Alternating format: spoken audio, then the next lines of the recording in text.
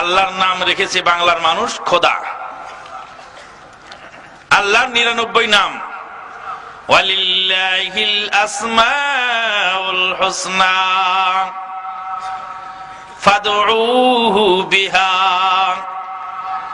আল্লাহর রয়েছে উত্তম নাম, সেই উত্তম নাম ধরে আল্লাহকে তোমরা ডাকো। আল্লাহর উত্তম উত্তম নাম রয়েছে, নামগুলি বাদ দিয়ে আমরা রাখলাম আল্লাহর নাম রাখলাম খোদা। রাখি নাই? খোদা আকবার বলে নামাজ শুরু করলে নামাজ হবে? বেসমে খোদা খোদা আকবার বলে মুরগি জব করলে মুরগি হালাল হবে? বেসমে খোদা বিসমিল্লাহ না বলে যদি বেসমে খোদা বলে খাওয়া শুরু করি, খাওয়া বৈধ হবে? তাহলে আল্লাহর নাম খোদা হলো কি করে? কোরআন মাজিদের নাম হলো কোরআন শরীফ, that is made in Bangladesh. আল্লাহ রাব্বুল আলামিন বললেন, বাল হুয়া কুরআনুম মাজিদ ফি লাওহিম মাহফুজ। সূরা বুরুজ। সূরা ইয়াসিন আল্লাহ পাক বলেন, বিসমিল্লাহির রহমানির রহিম, ইয়াসিন ওয়াল কুরআনিল হাকিম ইন্নাকা লামিনাল মুরসালিন ইন্নাকা লামিনাল মুরসালিন ইয়াসিন ওয়াল কুরআনিল হাকিম। কুরআনিল হাকিম। সূরা ওয়াকিয়ার মধ্যে আল্লাহ পাক বলেন, ইন্নাহু লাকুরআনুন কারীম ফি কিতাবিম মাকনুন। কুরআনুল কারীম, কুরআনুম মাজিদ, কুরআনুল হাকিম বললেন। এভাবে 56টি নাম আল্লাহ দিয়েছেন। আল্লাহর দেওয়া একটি নামও আমার পছন্দ হলো না। বাংলার মুসলমানদের কাছে কোরআন মাজিদ এসে হয়ে গেল কোরআন শরীফ। মানে আল্লাহর কালামের নামটাও বদলাতে আমরা দ্বিধাবোধ করি নাই। আর একজন বলছেন যে মাদানী সাহেব, কোরআন শরীফ বললে আর কোরআন মজিদ বললে পার্থক্য কি? তা আমি জিজ্ঞেস করলাম যে আপনার নাম কি? আমার নাম সেলিম। তা আপনাকে যদি আমি ইডিয়েট বলি তাহলে পার্থক্য কি? আমার বাপ মা আমার নাম রেখেছে সেলিম, তা আপনি ইডিয়েট বলবেন? আল্লাহ কালামের নাম রাখলেন আল্লাহ কোরআনুম মাজিদ, কোরআনুন হাকিম, কোরআনুন কারীম। তো আপনাকে এই মাতবরিটা কেড়াই দিছে যে আপনি কোরআন শরীফ নাম রাখলেন। কোরআনুল কারীমের A to Z খুলে বাইর করুন তো, দেখি কোরআন শরীফ শব্দটা কোথায় আছে। কোরআনুল কারীমের এবং হাদিসের সকল পাতা খুলে বের করুন তো আল্লাহর নাম খোদা কোথায় আছে। কোরআন হাদিস তন্ন তন্ন করে দেখুন তো বিসমিল্লাহর 786তে বিসমিল্লাহ কোথায় আছে।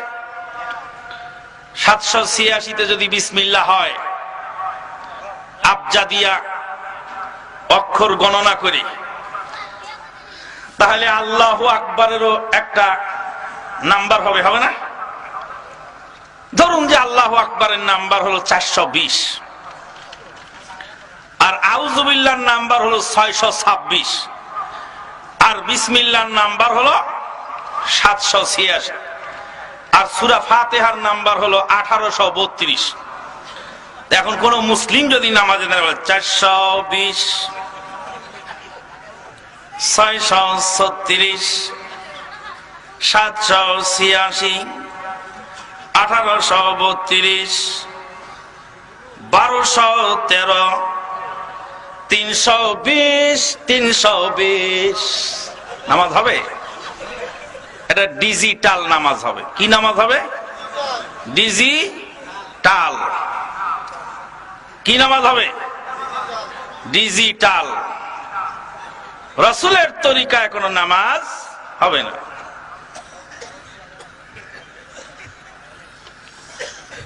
বালাগাল উলা বিকামালিহি সিলেটে আলেমের অভাব নেই, বহু আলেম। বালাগা হলো ফেলে লাজেম। আমি আমান মাদানি ভুল বললে আপনি আমাকে প্রশ্ন করবেন, বালাগা ফেলে লাজেম না ফেলে মুতাআদ্দি?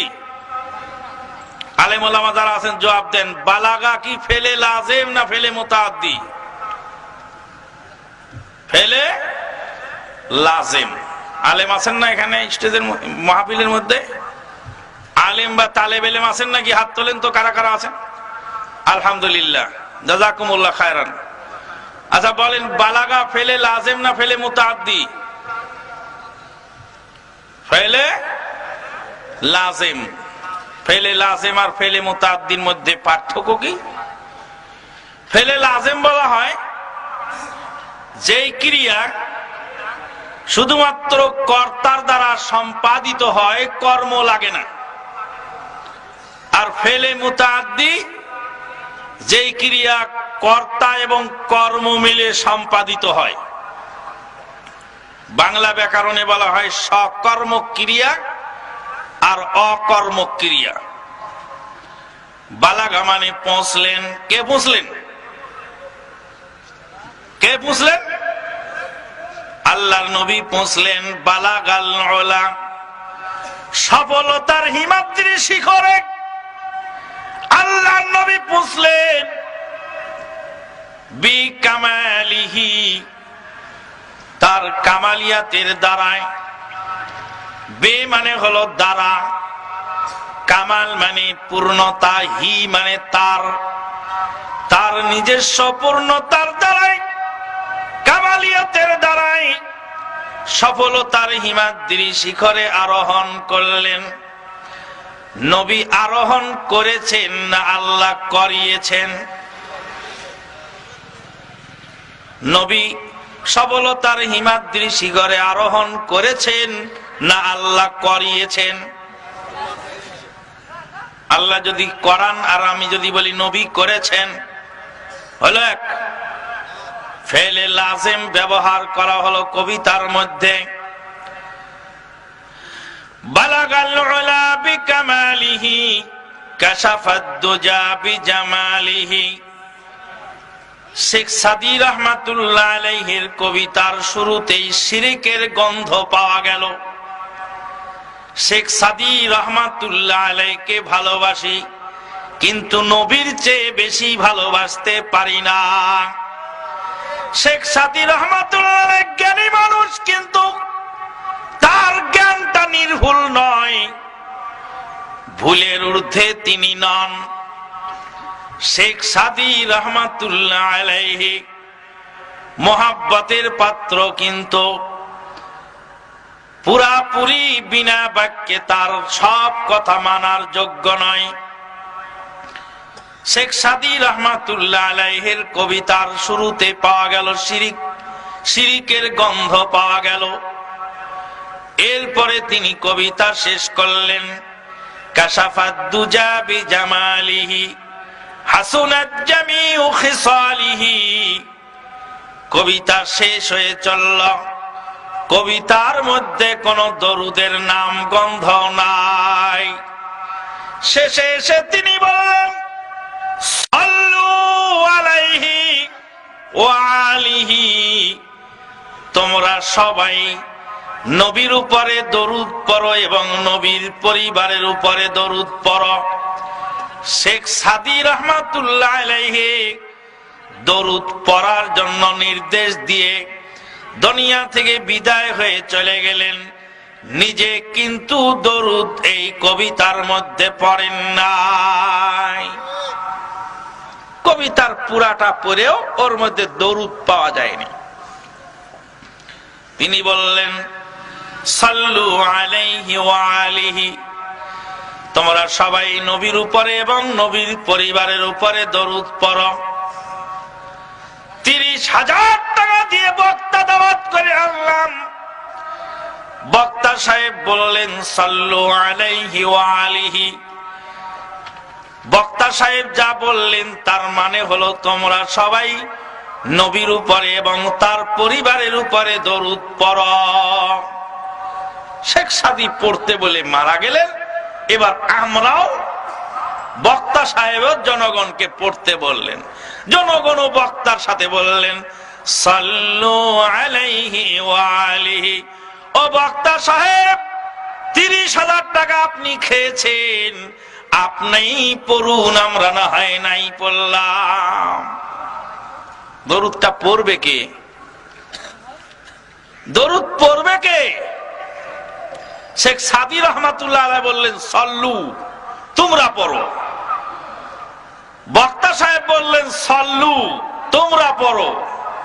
শ্রোতা সাহেবরা বললেন সল্লু, তোমরাই পড়ো। একে অপরকে তো খালি পড়তেই বললাম, দরুদটা পড়বে কে? কি বুঝা গেল? দরুদ কেউ পড়েনি। যত লোক কবিতা পড়ছে তত লোক কবিতার মধ্যে একে অপরকে শুধু আহ্বান জানায় গেছে, কিন্তু কেউ পড়ে নাই, কেউ পড়ে নাই। আল্লাহু আকবার। সুতরাং রহমত আসবে কোত্থেকে? রহমত আসার পথ আমরা বন্ধ করে দিয়েছি। আপনারা কি আমার কথা বুঝতে পারতেছেন? রাগ হয়ে যাচ্ছেন না তো? আবার লাঠি ফেন্দা নিয়ে আসলে তো আবার বিপদ। চলবে কথা কিছু খানিকটা। আপনি যেটা জানেন ওটা তো আমি বলতে আসিনি। আপনি যে ধর্মের নামে কি করছেন আর কত বড় সর্বনাশ হচ্ছে, আল্লাহ এবং রসুলকে ধর্মের নামে কিভাবে অপমান করা হচ্ছে, সেই জিনিসগুলি আমি একটু বলে দেওয়ার জন্য এসেছি। যদি রেগে যান তাহলে বলা যাবে না, আর যদি মনে করেন যে না একটু বলেন, আমরা একটু বুঝার চেষ্টা করি, তাহলে বলা যেতে পারে। মুসলিম জাহানের খলিফা ওমর ইবনুল খাত্তাব বলছেন যে আমরা ইসলাম গ্রহণ করার আগে ব্যাগের মধ্যে খেজুর রাখতাম, খেজুর নিয়ে রাস্তায় হেঁটে বেড়াতাম, ক্ষুধা লাগলে খেজুর খেতাম। ঝড় তুফান উঠলে মরুভূমির মধ্যে দেবতা কোথায় পাওয়া যাবে? দেবতা তো পাওয়া যায় না। ব্যাগের ভিতর থেকে খেজুর বের করে খেজুরকেই দেবতা বানাইয়া খেজুরের পূজা করতাম। তারপরে যখন তুফান চলে যেত তখন ওই খেজুর নামক দেবতাকে আবার খেয়ে ফেলতাম। ইসলাম গ্রহণ করার পরে বুঝলাম যে কত বড় বেহুদা ছিলাম। ইসলাম গ্রহণ করার আগে বুঝতে পারিনি যে আমরা কি করেছি। ইসলাম গ্রহণ করার পরে বুঝলাম যে কত বড় বেহুদা আমরা ছিলাম। চলতি মাসের 7 তারিখে গেলাম দিনাজপুর ওয়াজ করতে।